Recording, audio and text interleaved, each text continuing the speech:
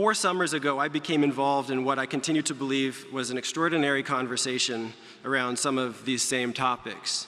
In June and July of 2020, in the heated days and weeks after watching the video of George Floyd's death in Minneapolis and corresponding with American friends about the bizarre and chilling institutional and cultural developments that followed it, I was part of a group of 5 writers who drafted and organized a letter on justice and open debate.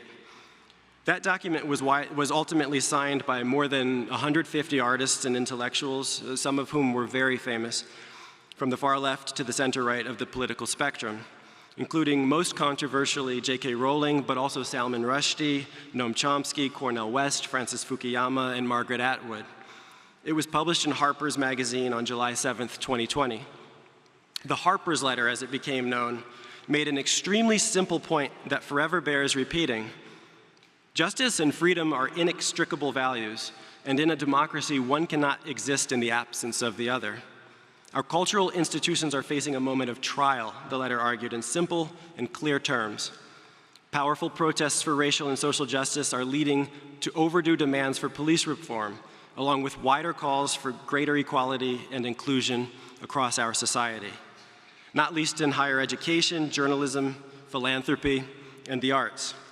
But this needed reckoning has also intensified a new set of moral attitudes and political commitments that tend to weaken our norms of open debate and toleration of differences in favor of ideological conformity. As we applaud the first development, we also raise our voices against the second. The forces of illiberalism are gaining strength throughout the world and have a powerful ally in Donald Trump, who represents a real threat to democracy. But resistance must not be allowed to harden into its own brand of dogma or coercion, which right-wing demagogues are already exploiting. The democratic inclusion we want can be achieved only if we speak out against the intolerant climate that has set in on all sides. That was the language of the letter. The letter identified an intolerance of opposing views, a vogue for public shaming and ostracism, and the tendency to dissolve complex policy issues in a blinding moral certainty. And it stressed that the restriction of debate, whether by a repressive government or an intolerant society, invariably hurts those who lack power and makes everyone less capable of democratic participation. The way to defeat bad ideas is by exposure, argument, and persuasion, not by trying to silence or wish them away. Despite the letter's frankly anodyne message, truly the bare minimum for a liberal, open society, the text proved powerfully divisive and was viewed millions of times on the Harper's website alone, translated and reprinted in leading newspapers around the world, from Le Monde in France to El País in Spain, Die Zeit in Germany, La Repubblica in Italy, La Reforma in Mexico, and also in publications in Japan and the Netherlands. Though it purposefully avoided using the term, the letter immediately became part of an explosive and ongoing debate around the subject of so-called cancel culture that continues to this day. Free thinking is not harmful to disadvantaged social groups. A group of 100 Spanish-language intellectuals, including the Nobel laureate Mario Vargas Llosa, put in their own open letter in support of the Harper's letter.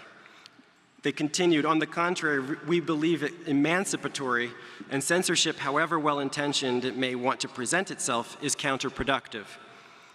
This is a position that proved extremely controversial at the time of the letter's publication, and to my chagrin and continuing surprise, has remained so in the years that have followed. The exploitative cooptation of justifiable concern over cancel culture by some insincere voices on the right and in the middle, and by elected officials and public figures on all sides, as well as those who simply wish to avoid accountability for misconduct of any kind, has certainly muddied the debate. Critics of the letter, a variety of whom subscribe to a fashionable new theory of quote-unquote anti-racism. I put that in quotes because it's very different than the kind of anti-racism that Martin Luther King or civil rights heroes and intellectuals championed in the last century. This anti-racism holds that reality itself is biased and therefore unsanctioned viewpoints must be restricted. They attacked the letter and its signatories with a ferocity and disingenuousness few, if any of us, would have predicted. The backlash arrived in waves that concentrated not at all on the 3 paragraphs of content within the document, but on the timing of its publication and various clusters of signatures appended to it, some of whose names were associated with other views and positions that violated or merely challenged the emerging social justice consensus. The letter was framed as anti-Black and white supremacist, not for what it said, but because of the timing of its release. The presence of Black and other non-white signatories, including myself, was dismissed as an irony, evidence of further racism, internalized and otherwise, not its reverse.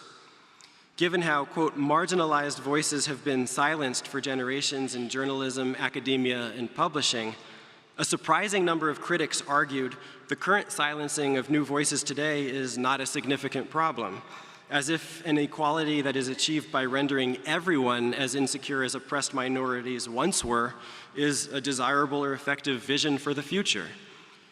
Still, other critics of the letter conceded the reality of the problem we were concerned with, but accused us of exaggerating its severity, overstating the threat. I realize, though I hope not, that some of you may even feel that I am doing this now. What I know is that you cannot generate such a serious, varied, and ongoing response as our letter garnered if your argument is purely a straw man, if what you're worrying about has no merit in the real world. In the letter we wrote, the way to defeat bad ideas is by exposure, argument, and persuasion, not by trying to silence them or wish them away. Our group, our team, our tribe, our nation, our color, does not and cannot ever possess the entirety of the truth. Yet together, through what the great writer and Renaissance man Albert Murray called productive antagonism, through speaking and listening and correcting and elaborating and building on each other's views, we can get that much closer to the truth. It is important to always remember this. And so we engage in difficult debates most effectively in the long term, if not for the immediate thrill of the echo chamber, when we attempt to apply the same degree of scrutiny and skepticism to our own ideas and biases as we do to everyone else's. This is a tool of change both powerful and directly under our control. In identifying our own blind spots and biases, we also preserve the possibility of good faith disagreement. We make possible conversations that reach beyond glib superficiality. Genuinely important conversations require freedom of expression and even freedom to make mistakes. We all should want justice, which unequivocally requires inclusiveness. But there is no space that can be truly just or inclusive in which freedom is purposefully or even informally restricted. Openness is not a luxury or a nicety, it's a necessity of a liberal society.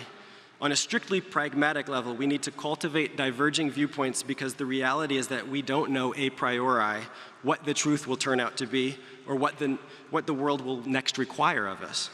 As Christopher Hitchens argued, it's not just the right of the person who speaks to be heard, it's the right of everyone in the audience to listen and hear. And every time you silence somebody, you make yourself a prisoner of your own action because you deny yourself the right to hear something. We cannot preemptively cordon off perspectives as a means of paradoxically fostering inclusivity. It is a form of hubris to believe that we have the wisdom to know how to restrict thought and speech.